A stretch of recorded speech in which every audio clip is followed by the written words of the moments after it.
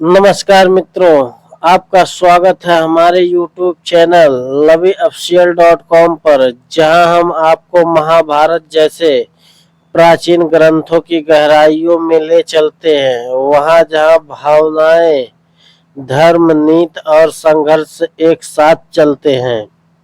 आज हम जिस कथा को सुनाने जा रहे हैं वह मात्र एक विवाह की गाथा नहीं है, यह स्वाभिमान, प्रेम, पहचान और भविष्य की नींव रखती है। एक ऐसी घटना जो महाभारत के इतिहास को मोड़ देती है। यह है द्रौपदी स्वयंवर की कथा। पांचाल नरेश द्रुपद ने एक विशाल सभा का आयोजन किया था। एक ऐसा स्वयंवर जिसमें भारतवर्ष के श्रेष्ठतम वीरों को आमंत्रित किया गया। धृष्टद्युम्न ने सभा में कहा, इस सभा में उपस्थित सभी राजाओं और वीरों इस घूमते हुए यंत्र में लगे प्रतिबिंब को केवल तेल पात्र में देखकर बाण से उसकी आंख भेद सकेगा, वही मेरी बहन द्रौपदी का पति होगा। जरासंध, शल्य, शिशुपाल, कौरवों में दुर्योधन और दुशासन सभी ने प्रयास किया, लेकिन कोई सफल न हो सका। फिर आया कर्ण, सूत पुत्र, किंतु अनुपम धनुर्धर। धनुष उसने उठाया, पर तभी द्रौपदी का स्वर गूंजा, द्रौपदी, मैं किसी सूत पुत्र से विवाह नहीं कर सकती।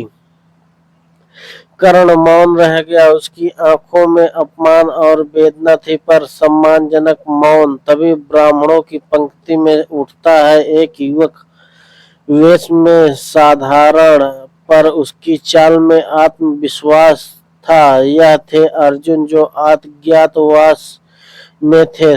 सभी स्तब्ध। वरमाला लिए द्रौपदी आगे बढ़ती है और उसी अज्ञात ब्राह्मण के गले में वरमाला डाल देती है। सभा में आक्रोश उठता है।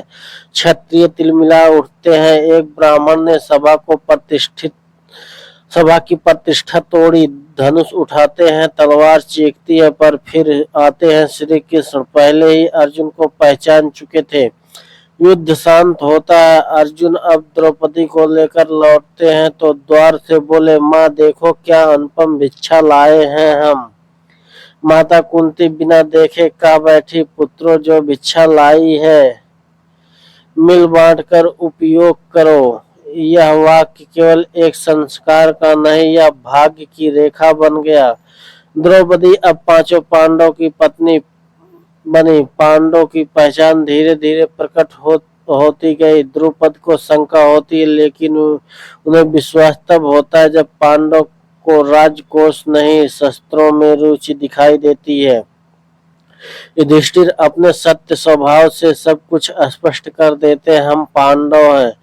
जब द्रुपद ने पूछा, एक स्त्री के 5 पति कैसे हो सकते हैं, तभी वहां पधारे वेद व्यास।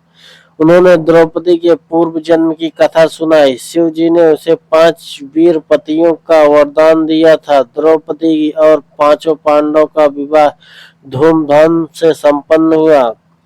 इस शुभ अवसर पर देव ऋषि नारद पधारे और द्रौपदी को वरदान दिया, तू प्रतिदिन कन्या रूप धारण करेगी, जिससे तू हर दिन एक पांडव के साथ समय बिता सके।